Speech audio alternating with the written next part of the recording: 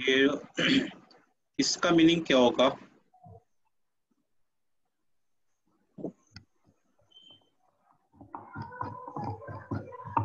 इसका मीनिंग क्या होगा?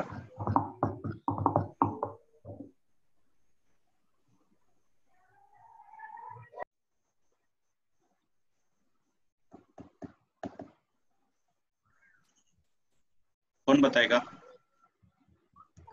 इंडेक्स को नंबर दिया हुआ है ABCD जो नहीं नहीं, 0 से वो नहीं, मैंने इनका पूछा। ये सिर्फ इतना पोर्शन जो सिलेक्ट किया ना, ओके ओके अच्छा उसका अच्छा बताइए पहले। ओके ये 4x4 का 4x4 होगा। हाँ, कौन बोल रहे थे? यहाँ पे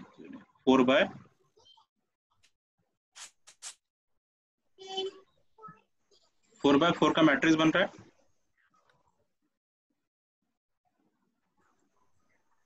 हाँ सर। ओके, कौन सी वैल्यूज 4 आएगी कॉलम्स उसमें? 4 रोज। ठीक है, कौन सी वैल्यूज आएगी उसमें? कॉलम्स पहले आएगा, बाद में इंडेक्स आएगा। नहीं पहले इंडेक्स आएगा ना। रीशेप है ना, पर रीशेप तो वो मैट्रिक्स को बोला गया है ना 4x4। हाँ, मैंने सिर्फ इतना ही पूछा है, अभी इतना ही पूछा है। इस केस में क्या होगा? 4x4 का मैट्रिक्स आएगा, ओके ये आपने बताया। ठीक है, वैल्यूज कौन सी आएगी मुझे बताइए। सर कोई भी रैंडम वैल्यूज रैंडमली कोई भी वैल्यूज आएंगी, रैंडम लिखा हुआ है ना। ठीक है, पर रैंडमली ये कोई 2 भी। बार रैंडम है तो पता नहीं। 2 बार रैंडम? देखो, आपने वो भूल गए। सो ये रैंडम डॉट ये रैंडम, क्या है RANDN। ये रैंडम नंबर्स है और n फॉर इंटीजर। ओके ठीक है, अच्छा अभी प्रीवियस क्लास में पढ़ाया था। प्रीवियस क्लास के 2 क्लास पहले पढ़ाया था मैंने, कि हम लोग क्या करते थे ना, रीशेप करते थे। तो हम वैल्यूज उसको प्रोवाइड करना पड़ता था, तो बहुत ज़्यादा लिखना पड़ता है। अब ये NP यानी नमपाई, नमपाई में एक फंक्शन है रैंडम करके, उसमें एक फंक्शनलिटी है फंक्शन। तो रैंडम नंबर में यानी कि 16 वैल्यूज हम लोग पिक करेंगे, कोई भी रैंडम 16 वैल्यूज पिक करेंगे और उसको रिशेप करेंगे हम लोग 4x4 के मैट्रिक्स में। अब पूरा बताइए, पूरा क्या होगा? ये 4x4 का मैट्रिक्स बना, ये इंडेक्स का मीनिंग क्या होगा उसमें?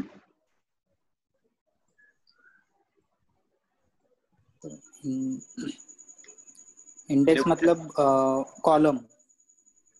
कॉलम हो जाएंगे, और कॉलम मतलब रो हो जाएगा, C1 C2 C3 C4। ये क्या बात है? अक्षय, इंडेक्स मतलब कॉलम और कॉलम मतलब रो, ऐसा थोड़ी ना होएगा। इंडेक्स सर का लेकिन वो मतलब, C1 C2 C3 C4 ये जो है वो लेफ्ट हैंड वो साइड उसको में रहेगा। सीरियल नंबर देगा इंडेक्स। हाँ, हाँ इंडेक्स यानी उसको एक नंबर नाम दे रहे हैं हम लोग, रो को नाम दे रहे हैं, उसके जो रोज है उसको नाम दे रहे हैं। हाँ ठीक है, सर। बाय डिफॉल्ट वैसे वो 0 1 2 3 4 लेता था, लेकिन हम लोग उसको अभी मैनुअल नाम दे रहे हैं ABCD। कॉलम्स का मतलब क्या हुआ कि जो कॉलम बनेंगे ना, 4x4 का मैट्रिक्स बनेगा, तो मैट्रिक्स के ऊपर में वो जो 4 कॉलम्स रहेंगे, उनका नाम है, ये नाम है, सिर्फ कॉलम का नाम है C1 C2 C3 C4। Excel file दिखती है आपको? ये एक्सेल फाइल दिख रही है? हाँ सर। इसमें कॉलम दिख रहा है ABCD, ये कॉलम्स है, और ये 1 2 3 4 ये जो है ये रोज है। ठीक है, तो ऐसा ये टेबुलर स्ट्रक्चर जैसा काम करेगा वो, समझ? ये देखिए, ये कॉलम के नाम है C1 C2 थ्रू, ऐसे नाम है। आप उसको कॉलम 1 कॉलम 2 कॉलम 3 कॉलम 4 ऐसे बड़े नाम भी दे सकते हो। इंडेक्स ABCD जो है हमने दिया हुआ है, अगर हमने नहीं दिया होता तो 0 1 2 3 ऐसा वो इंडेक्स नंबर आया होता। ठीक है, रैंडम नंबर लिया उसने, 16 रैंडम नंबर। मैंने रैंडम उसको बताया था कि 16 सॉरी, मैंने ये बताया था कि इंटीजर नंबर्स लेगा करके, उसने इंटीजर नंबर नहीं लिया। ये रैंड सारी एन, फ्लोट वैल्यूज दिख रही है ना सर। क्या बोले? हाँ, ये सारी फ्लोट वैल्यूज है ना, डेसिमल में है तो फ्लोट वैल्यूज होंगी ना ये? हाँ हाँ, तो ठीक है, ये मैंने गलत बताया था कि इसमें इंटीजर आएगा करके, सारी फ्लोट्स वैल्यू है। मैं आपको देखकर बताता हूँ उसको, व्हाट्सएप ग्रुप में डाल दूंगा रैंडम का मीनिंग क्या होता है, ठीक है। और 16 ये, इससे क्या हो गया, ये मैट्रिक्स बना, ये 16 की 16 वैल्यूज जो है रैंडम नंबर्स है, और इंडेक्स ये क्या है, ये इंडेक्सिंग हो गया यहाँ पे, कॉलम C1 C2 ये नाम हो गए कॉलम्स के। तो ये अपना डेटा फ्रेम बन गया, ये पहले भी कर चुके हैं अपन लोग।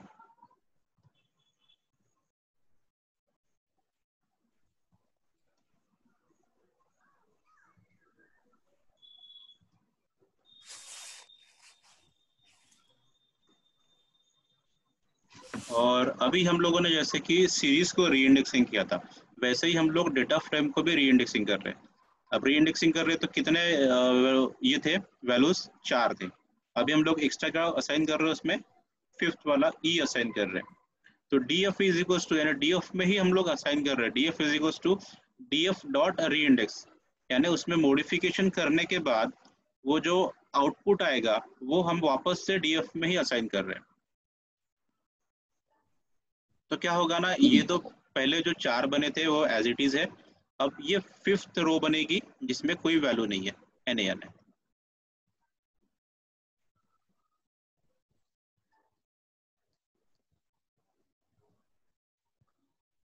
इसमें NC क्या है,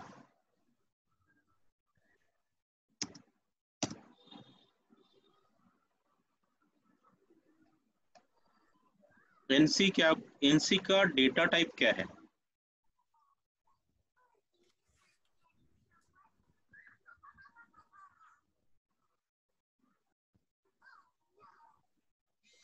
उर्वल इसका डेटा टाइप क्या होगा?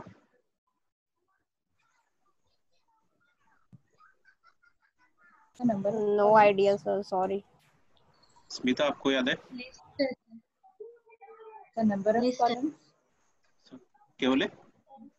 नंबर ऑफ कॉलम्स, मैत्रीजा डोरो तो लिस्ट है। हाँ लिस्ट ही है, ये स्क्वायर से मालूम होता है ना लिस्ट है करके, ये अपना सबसे स्टार्टिंग वाला है, बड़ा ही आसान है लिस्ट यानी, ठीक है। और हम लोग क्या कर रहे हैं, NC नाम का एक लिस्ट बना रहे हैं, ओके।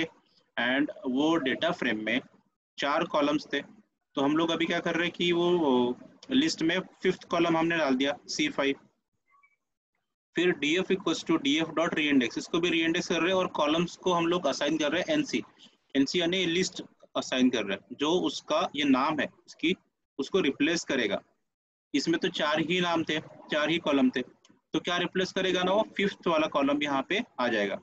उसमें वैल्यूज कौन सी आएगी फिफ्थ कॉलम में,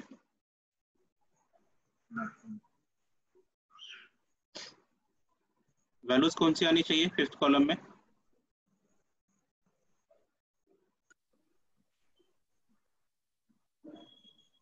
यहाँ पे कॉलम बनेगा C5, कोई वैल्यू नहीं आएगी ना, कुछ तो आएगा, कुछ तो आएगा। ये क्या आया था फोर्थ रो पे, फिफ्थ रो पे क्या आया था जब हमने री इंडेक्स किए थे और ई असाइन किए थे, तो क्या आया था, NaN आया था, ठीक है। यहाँ पे क्या आएगा, C5 में एक्स्ट्रा का कॉलम असाइन करें ना हम लोग, यहाँ पे एक्स्ट्रा का कॉलम मिलेगा, तो क्या दिखेगा वहाँ पे? सर कुछ नहीं आएगा ना, कुछ नहीं, NaN बोलेंगे ना, NaN कुछ नहीं थोड़ी ना बोलेंगे हम लोग। अगर NaN आप आएगा। हाँ काम करोगे, वर्क करोगे, तो ऐसा नहीं बोलोगे कुछ नहीं आएगा करके। जी हालांकि समझने के लिए हमारे लिए ठीक है कि कुछ नहीं है, लेकिन आपको ये बोलना पड़ेगा NaN आएगा या नथिंग, ठीक है।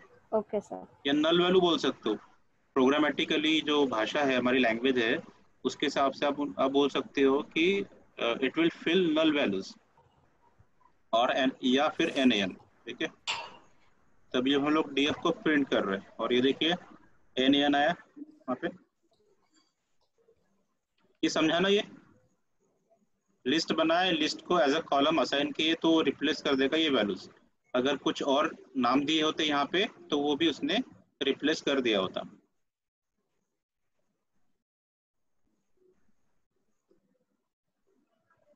हम चाहे तो ड्रॉप भी कर सकते हैं। हाँ सर ये वैल्यूज कहाँ से आई? आपने तो वैल्यूज नहीं दी थी ना। ये वाली C1 C2 C3 C4। नहीं, कौन सा बोल रहे हो आप? हाँ ये जो माइनस की जो वैल्यूज है, हाँ हाँ ये हाँ, 0. ये हाँ ये वैल्यूज कहाँ से लिया आपने?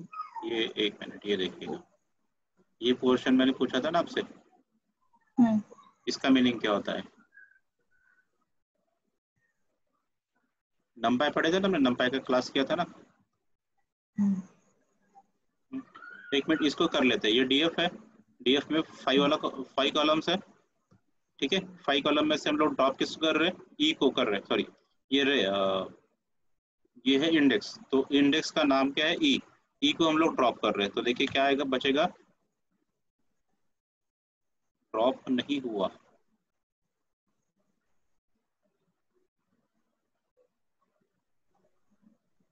हमारे पास हमने उसको ड्रॉप किए, ड्रॉप नहीं हुआ।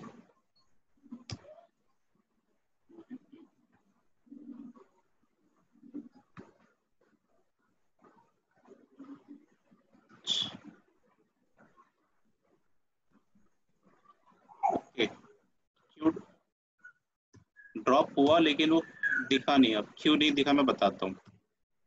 अभी देखिए ड्रॉप हुआ, गलती समझ में आई कि क्या हुआ? तो गलती समझ में आई, मैंने क्या गलती किया था? देखिए हमने df.drop लिखा है, ठीक है। इसका मतलब क्या होगा कि हम लोग रन टाइम कर रहे हैं, लाइव कर रहे हैं, उसको लाइव कर रहे हैं। इसका मतलब क्या हुआ कि df में रिफ्लेक्ट नहीं हुआ, और और मैं बाद में क्या कर रहा था, उसको ड्रॉप भी कर दिया था और उसको मैं अलग से प्रिंट भी कर रहा था, तो df में इसका इम्पैक्ट नहीं पड़ा था। अभी क्या हो रहा है, लाइव हो रहा, मतलब अगर आप df प्रिंट करोगे ना, अभी भी df में ई मिलेगा आपको।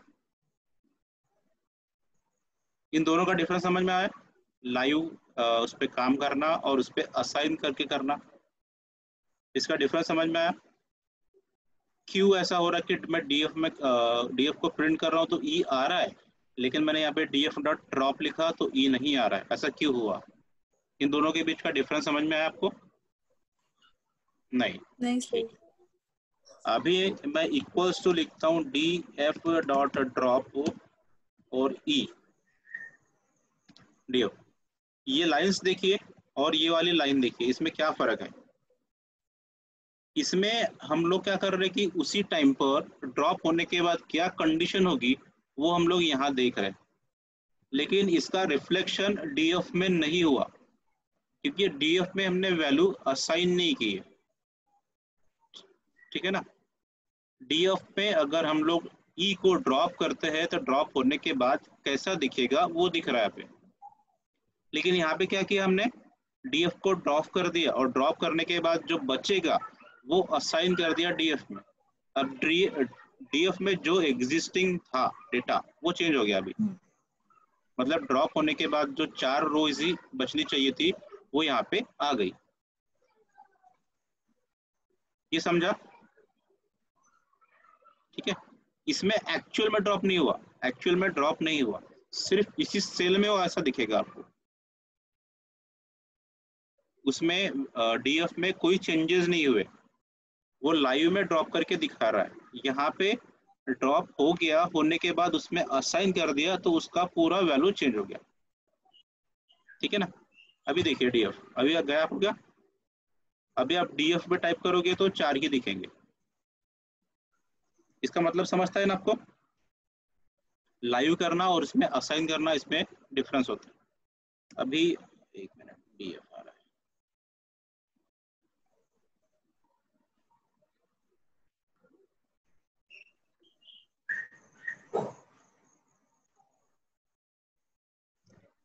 np.random.n.16।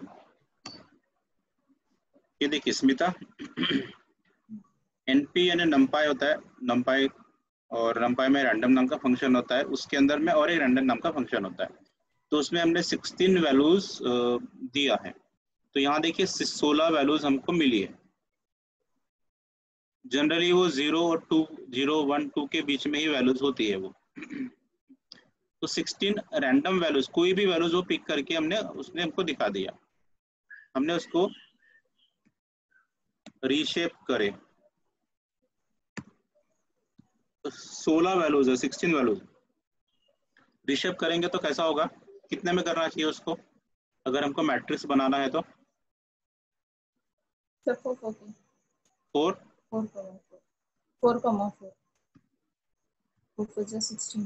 तो ये प्रॉपर मैट्रिक्स में दिखाई दे रहा है हमको।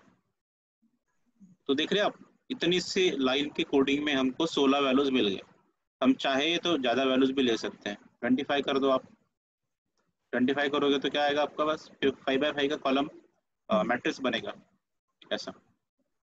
तो है, हमको ज़्यादा लाइंस की, नंबर ऑफ लाइंस का कोडिंग लिखना नहीं पड़ रहा, हम डायरेक्टली रैंडम वैल्यूज ही पिक कर रहे हैं। तो वो ही वैल्यूज थी, ये जो वैल्यूज हमने दिए थे ना, वो वैल्यूज थी हमने वहाँ पे दिए थे। ठीक है, ज़्यादा हो गया, अभी बंद करना है।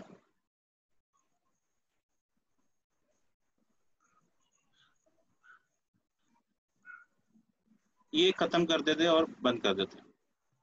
ये देखिए, this will not effect C5 है क्या, ये देखिए C5 है, तो C5 को हमको उड़ाना है, यानी एक्सिस इक्वल्स टू 1। हमको अगर रो उड़ानी थी तो हमने एक्सिस वगैरह नहीं दिया था, हमको कॉलम उड़ाना है तो एक्सिस इक्वल्स टू 1 देना पड़ेगा। गायब हो गया। अभी DF लिखूंगा मैं और शिफ्ट एंटर करूंगा तो क्या होगा, C5 दिखेगा कि नहीं दिखेगा, दिखेगा। सर ये एक्सेस 1 क्या है, नहीं ये नहीं समझ आया। देखिए, इसके पहले हमने DF डॉट ड्रॉप किए थे, तो यहाँ पे हाँ E था, तो उस समय हाँ एक्सिस वगैरह कुछ नहीं लिखा था हमने। हाँ सही बात है। जब एक्सिस इक्वल टू 0 मतलब हम लोग रोज के ऊपर काम कर रहे हैं, ये मीनिंग होता है। एक्सिस इक्वल्स टू 1 मतलब हम लोग कॉलम में कुछ करना है। तो अब हम लोग ड्रॉप फंक्शनलिटी का यूज कर रहे हैं। ड्रॉप करना किसको, कॉलम को। कौन सा कॉलम था, C5। तो C5 उसको स्पेसिफिक बताना पड़ेगा ना, तो उसको हमने एक कॉलम है ये बताने के लिए एक्सिस इक्वल टू 1। ओके, और अगर C3 अगर डिलीट करना है यानी ड्रॉप करना है तो उसका नंबरिंग फिर 3 होगा क्या, ऐसे कुछ होगा, यानी 1 2 3 वो ना, ऐसे नहीं, कुछ लेता नहीं, नहीं। उस केस में भी आपको उसमें से कोई भी कॉलम डिलीट करना है तो आपका होगा एक्सिस इक्वल टू 1 ही लिखोगे आप। आपको कोई भी रो डिलीट करना है, कोई भी रो, तो आप विदाउट ये नहीं लिखे तो भी चल जाएगा। आपको क्या लिखना पड़ेगा, जैसे बी डिलीट करना है, आप लिखोगे बी और ये सब पार्ट नहीं लिखोगे, ये वाला पार्ट नहीं लिखोगे। आप चाहे तो एक्सिस इक्वल टू 0 भी लिख सकते हो। एक्सिस इक्वल टू 0 का मतलब क्या होता है, रो। एक्सिस इक्वल टू 1 का मतलब होता है कॉलम। सिंपल है, बहुत ही सिंपल है। जब भी हमें कॉलम के बेस पर कोई फंक्शनलिटी, कोई भी फंक्शन एग्जीक्यूट करना होता है तो हम लोग उसको एक्सिस इक्वल टू 1 देना पड़ता है। अगर आपने एक्सिस इक्वल टू 1 नहीं दिया, एक्सिस इक्वल टू 0 दिया या कुछ भी नहीं दिया, तो वो क्या समझेगा कि उसको रो डिलीट करना है। पाइथन का इंजीनियरिंग समझेगा कि रो डिलीट करना है, फिर वो C5 ढूंढेगा कि C5 नाम का इंडेक्स है क्या। लेकिन हमको तो कॉलम डिलीट करना है, तो हम लोग क्या करेंगे, एक्सिस इक्वल टू 1 देंगे उसको। मतलब C1 से लेके C5 तक कुछ भी हो पर एक्सेस 1 हमें देना है, लिखना पड़ेगा। ठीक। अब मेरा जो क्वेश्चन है कि DF डॉट ड्रॉप लिखा था मैंने, अभी मैं सिर्फ आपको C5 नहीं दिख रहा है यहाँ पे ना, ये ड्रॉप हो चुका है। तो मुझे बताइए DF अगर मैं करता हूँ तो क्या होगा,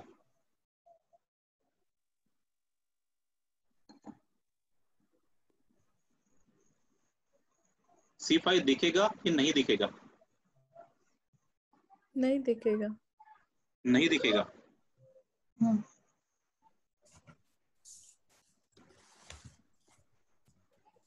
C5 दिखेगा कि नहीं दिखेगा, कौन कौन बोल रहा है। स्मिता आपका क्या कहना है, C5 दिखेगा कि नहीं, नहीं दिखेगा। पूर्वल आपका क्या कहना है। क्वेश्चन रिपीट करना ना एक बार, क्या बोले, तो क्वेश्चन रिपीट करना प्लीज। ये देखो ना, DF ड्रॉप कर दिया। DF में क्या था, हमने ड्रॉप कर दिए, ठीक है।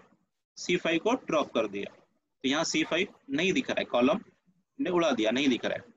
ये देखो क्या लिखा हुआ है यहाँ पे, दिस विल नॉट अफेक्ट ठीक है, तो ध्यान से देखना। अभी मेरा क्वेश्चन है कि मैं डीएफ यहाँ पे टाइप किया, शिफ्ट करके एंटर दबाऊंगा तो वो क्या दिखेगा, C5 रहेगा कि नहीं रहेगा? अक्षय आपका क्या कहना नहीं है? रहेगा सर। नहीं रहेगा। अक्षय आपका क्या कहना है? अक्षय,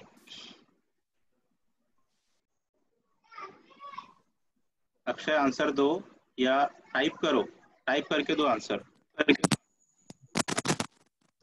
चैट में दो, आवाज नहीं आ रही क्लियर।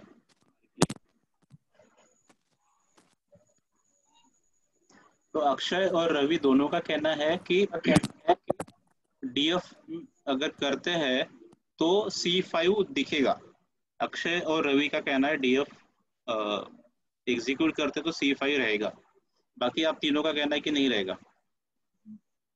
तो आप देखो ये आंसर यहाँ पे ही दिया हुआ, दिस विल नॉट अफेक्ट, मतलब कि ये डीएफ में अफेक्ट नहीं हुआ है। डीएफ में जो वैल्यू थी पहले की पहले वो एज इट इज वैसे की वैसी है।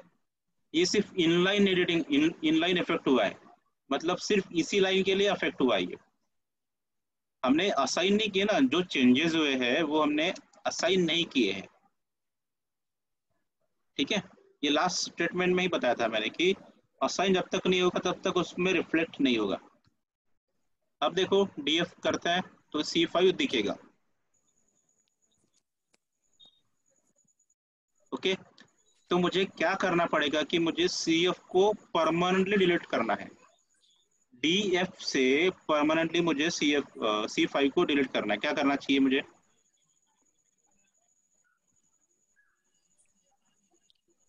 So df is equals to df dot drop in bracket C5 axis 1 लिखना पड़ेगा ऐसा DF इक्वल्स टू DF। इस केस में क्या होगा? अभी तीनों बताइए, पूर्वल, स्मिता, क्षमा, आप बताइए कि इस केस में क्या होगा? परमानेंटली डिलीट होगा कि टेम्पररी डिलीट होगा? तब परमानेंटली डिलीट होगा। टेम्पररी होगा वो, क्योंकि डीएफ हम लोग फिर से लिख रहे हैं ना सर, बट अभी उसकी वैल्यू असाइन कर रहे हैं। अभी बताइए टेम्पररी डिलीट होगा कि परमानेंट डिलीट होगा?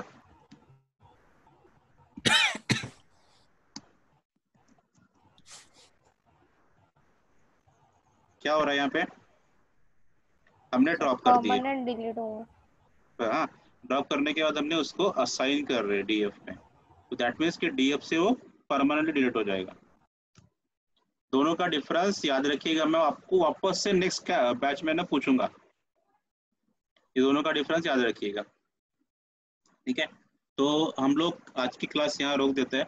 जूही है क्या अवेलेबल? हाँ सर, कल डाउट था वो। पहले बात बताइए कि आपने वो सॉल्व किया क्या?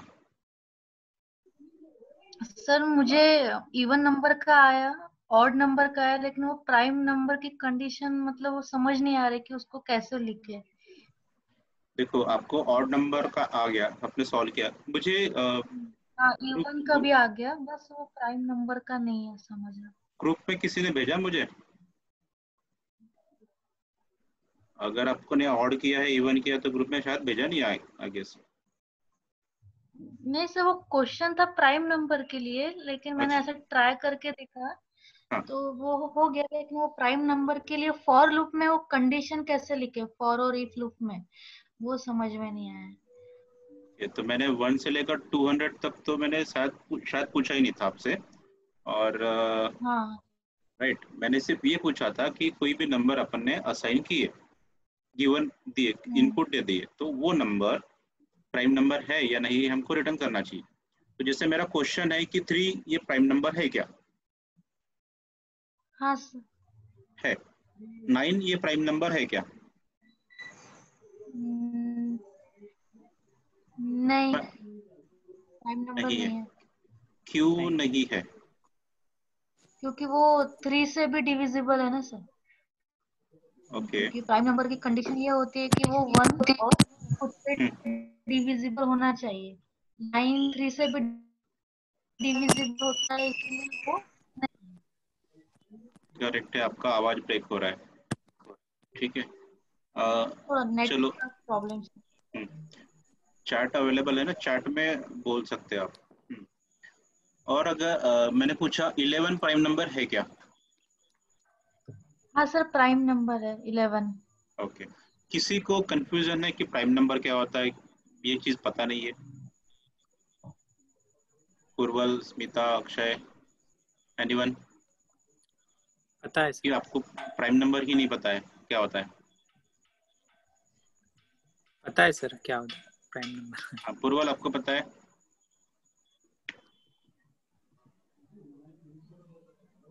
ओके, 29 प्राइम नंबर है क्या पूर्वल? बात करो, अभी अनम्यूट करो सभी लोग। 29 प्राइम नंबर है हाँ क्या? नहीं है सर, है नहीं सर, है। प्राइम नंबर है सर। कैसे? 29 को कौन से नंबर से डिवाइड होता है? 29 नंबर नहीं कौन से होता। नंबर से डिविजिबल है? 1 and 29 सिर्फ दो ही 1 and नंबर 20। से डिविजिबल है।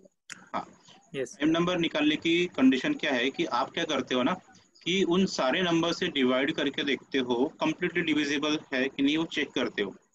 1 को छोड़ सकते हो आप और 29 को भी छोड़ सकते हो, क्योंकि हमें ये पहले से पता है कि 1 से तो डिविजिबल होगा, 29 से भी डिविजिबल होगा। ठीक है, कोई भी नंबर आपको चेक करना है कि डिविजिबल है कि नहीं है, तो आप क्या करोगे ना, 2 से स्टार्ट करोगे, 2 से डिवाइड करके देखोगे, देन 3 से डिवाइड करके देखोगे, फिर 4 से, तो वो नंबर तक आप डिवाइड करके देखोगे। ठीक, अभी अगर वो प्रोग्राम इफिशिएंट और बनाना है, हमको ज़्यादा इफिशिएंट बनाना है, तो क्या करना पड़ेगा कि आप एक ध्यान में रखिए, आप चाहे तो 2 से लेकर 28 तक, 2 से लेकर 28 तक उस नंबर को डिवाइड करके चेक कर सकते हो प्रोग्रामेटिकली। और हमको ये पता है कि किसी भी नंबर से डिवाइड नहीं होगा तो प्राइम नंबर है। बट अगर आप चाहे तो 29 का जो हाफ नंबर होता है वो कितना होगा? 28 का हाफ नंबर होगा 14, और चलो मान लेते हैं 14 नंबर है। तो कोई भी नंबर अगर उस नंबर के हाफ नंबर तक के जितने भी नंबर्स आते हैं, 2 से लेकर उस नंबर के हाफ तक जितने भी नंबर्स आते हैं, उससे डिविजिबल नहीं है कंप्लीटली, तो इसका मतलब है कि वो प्राइम नंबर है।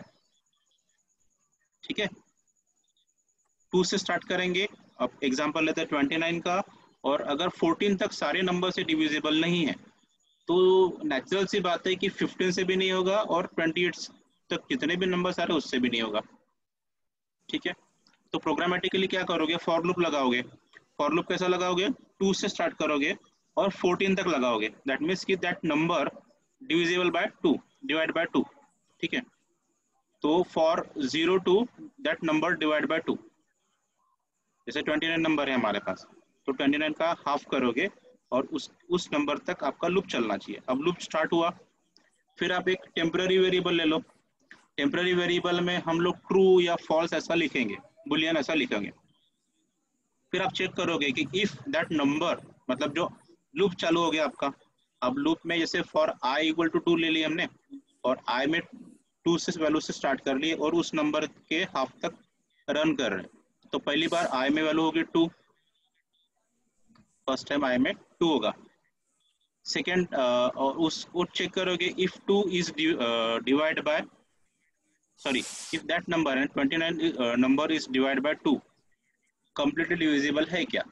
अगर है तो जो वेरिएबल हमने टेम्पररी सिलेक्ट किया था उस वेरिएबल को आप ट्रू लिख दोगे ना, इस प्राइम नाम का एक टेम्पररी वेरिएबल ले लेना था उस फॉर लूप के पहले, उसको इक्वल टू फॉल्स लिखने का, मतलब प्राइम नहीं है।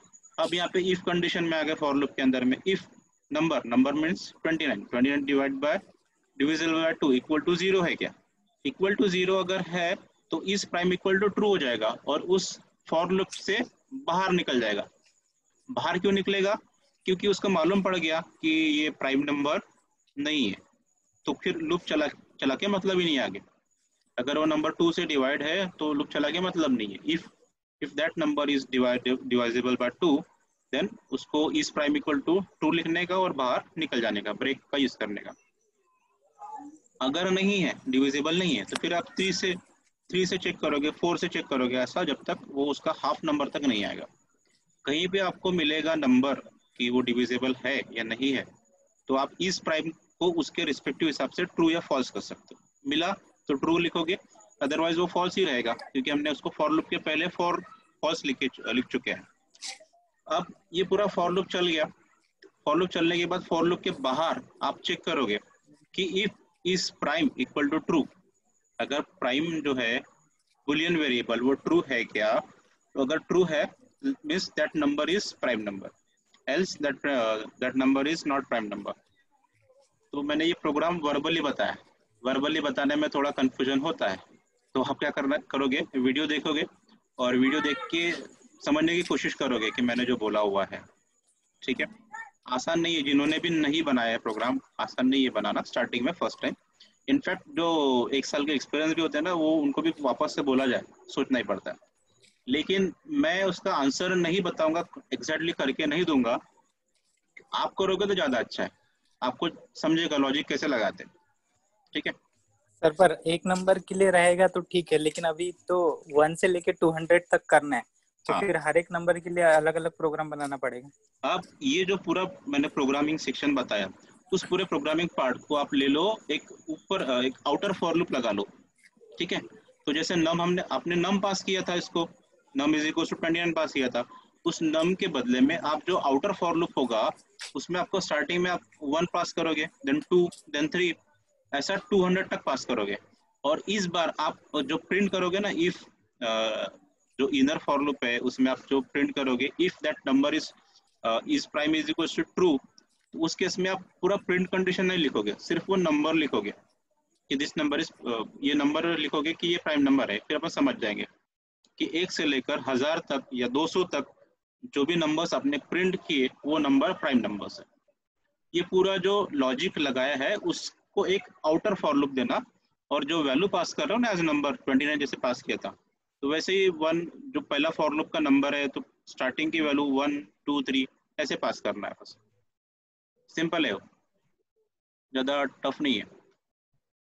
सब बहुत कोशिश करके देखी, थोड़ा रिसर्च भी किया, गूगल पे भी देखा, वो ट्रू फॉल्स की कंडीशन है उसमें मिली थी मुझे, वहां पे वो लगाना पड़ता है। लेकिन मैंने रन करके भी देखा, लेकिन वो मतलब नहीं हो पाया।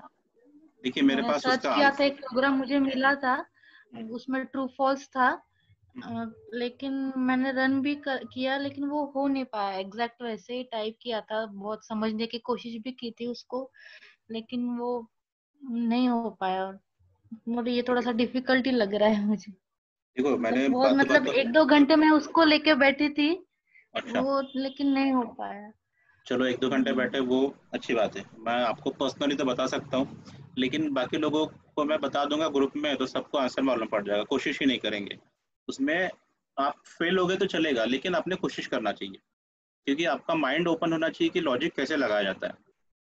आज ना कल आपको उसका यूज होगा, आप जॉब करोगे या नहीं करोगे तो भी कहीं ना कहीं यूज होगा ही आपको उसका। तो और आपके पास वीडियो है ये अवेलेबल, आप उसको रिपीट देख कर आप उसका सर, जो आंसर जो आपने है। वो वर्बली बताया ना सर, वो थोड़ा सा मतलब ऊपर से गया, अगर थोड़ा सा वो देख लेते ना तो थोड़ा इजी जाता प्रोग्राम। वर्बली बहुत डिफिकल्ट जा रहा, मैं कितनी बार वो रिवाइंड भी करके देखूंगी ना, तो हाँ भी हाँ, वो समझ में नहीं आएगा जब तक वो प्रैक्टिकली देख ना लो कि आप कैसे करते हो, देखो लॉजिक कैसे लगाते मैं हो। बताऊं आपको, जो मेरे स्टूडेंट्स थे ना 10-15 साल पहले के, अगर मैं फेस टू फेस अच्छा। पढ़ाया होता ना आप लोगों को, तो आपके पीछे मैं खड़ा हुआ रहता और आपको मैं जब तक करते नहीं हो प्रॉब्लम तब तक छोड़ा नहीं होता किसी को मैंने, और खुद तो मैंने बताया नहीं होता। मैं वर्बली भले ही वर्बली मैंने पूरा ही बता दिया, ये तो रिकॉर्डिंग भी अवेलेबल है आपके पास। तो और जब ऐसे ही पढ़ाते हैं ना तब जाके समझता है, तब जाके दिमाग खुलता है। अब मैंने आपको एक सिंपल सा, मैं स्क्रीनशॉट ले लूंगा, मैं चिपका दूंगा आपके पास, ग्रुप में दे दूंगा, ये अभी भी मैंने खोल दिया तो वो आ जाएगा, आंसर आ जाएगा, बट आपका लॉजिक ही नहीं, आपका लॉजिक डेवलप ही नहीं होगा कभी।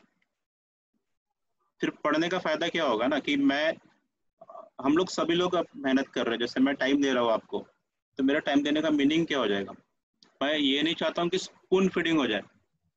अगर आप पढ़ते हो, प्रोग्रामिंग फील्ड में अपने हाथ लगाया है, तो एटलीस्ट आपको ट्राई करके देखना पड़ेगा। आपने बोला कि गूगल भी देखना है, गूगल में तो आपको आंसर मिलना ही चाहिए। ऑड इवन का मेरा आ गया, मैंने उसके लिए ट्राई किया था, वो हो गया, लेकिन वो प्राइम का नहीं हो पाया। वो बहुत ऑड इवन का बहुत ही इजी है, बहुत दिमाग ज्यादा में वही इजी। घूम रहा है। हाँ वो तो बहुत इजी है, लेकिन वो तो एक प्राइम का नहीं, मेरा क्वेश्चन है कि आपने कोई वो 1 से लेकर 200 तक छोड़ दीजिए, वो कोई भी नंबर आपने दिया प्रोग्राम को या फंक्शन को, तो वो प्रोग्राम वो रिटर्न करता है कि प्राइम नंबर है या नहीं है, बताता है नहीं कितना सर, हुआ। उसका रन नहीं हुआ, एरर भी नहीं आया। बस मैं शिफ्ट एंटर कर रही थी, मैं आपको स्क्रीनशॉट भी भेजूंगी उसका, लेकिन वो पता नहीं, वो रन ही नहीं हो पाया। मैं ठीक आपको है, भेजती हूँ सर थोड़ी देर में। ग्रुप में आप स्क्रीनशॉट भेज दीजिए, मैं हाँ सर। जो पॉसिबल है मैं वहाँ पे बताऊंगा कि क्या गलत हो सकता है, क्या आप ठीक कर सकते हो, वो मैं बताऊंगा आपको।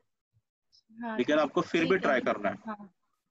हम लोग तो पढ़ाते ही नहीं थे, जब हम लोग फेस टू फेस पढ़ाते थे ना, तो अगर स्टूडेंट ने नहीं किया प्रोग्राम तो हम लोग आगे का पढ़ाते ही नहीं थे। ठीक है, तो ठीक है आज का। सर मैं आपको भेजती हूँ सर, वो जो मैंने टाइप किया है। ठीक है, फिर आप बताइए क्या मिस्टेक है। ऑड इवन का भी भेजती हूँ। Okay okay. सो मेरा मंडे से ना, देखो जॉब तो मेरा शुरू हो गया है, तो मैं मंडे से ऑफिस ज्वाइन करने वाला हूँ। तो मुझे नहीं पता कि मैं आपके लिए कौन सा टाइम अवेलेबल है पढ़ाने के लिए। तो 8 बजे के बाद ही होगा वो पढ़ाना मेरा, रात को 8 बजे ही होगा। वो भी जैसे अभी चल रहा ना हमारा, बीच बीच में लेते हैं वैसे ही चलेगा। ठीक है, चलेगा सर। हाँ ठीक है, okay, no bye problem. Bye. Bye. Thank you sir. Thank you thank sir. You, bye sir, good night. Good night.